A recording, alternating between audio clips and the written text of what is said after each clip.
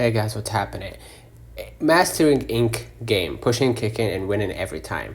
Ink game at its heart, is not just survival challenge. It's a mental test. Unlike traditional games where you only learn moves and mechanics, Ink game constantly pits you against psychology, timing, risk taking, and moral choice. Winning isn't only about speed or reflexes, it's about outthinking the system, knowing when to break rules, and mastering hidden mechanics like pushing, dashing, or kicking.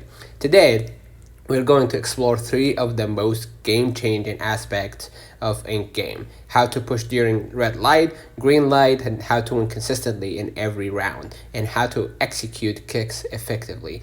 If you can understand and combine these techniques, you will not only survive but thrive, unlocking endings and paths most players never see.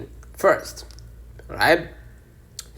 The very challenge most players encounter in Ink game is red light, green light. It looks simple. Move when the signal says green, stop when it says red. But hidden beneath the surface is one of the most controversial mechanics: pushing. What pushing does, pushing allows you to knock opponents slightly forward, possibly into the danger zone, use another player's body as a shield when the red light triggers, create chaos among the nervous players, buying yourself time. The push mechanic is subtle.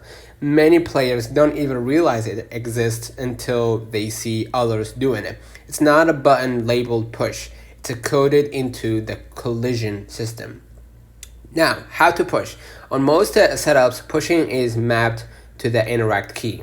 E on the keyboard, square, X on controller when you are directly behind another player.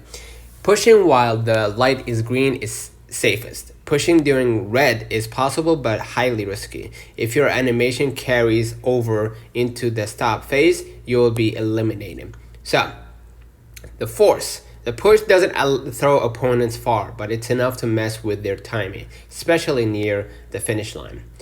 Now, let's talk about the advanced push strategies. At the very start, pushing clustered players creates panic and spreads them out. This gives you a clean space to move. Some players freeze just before the finish line, scared of last second elimination. Pushing them here not only removes them but clears your own path. In some modes, pushing counts as a rebellion point, trying into alternate rebel storylines. If you want the darker endings, pushing often is the fastest way. So, the moral dilemma. Pushing isn't just about physical, it's psychological. Do you play clean or do you sabotage others? Ink game thrives on making you question what survival really means. Let me know in the comments if this video helped you.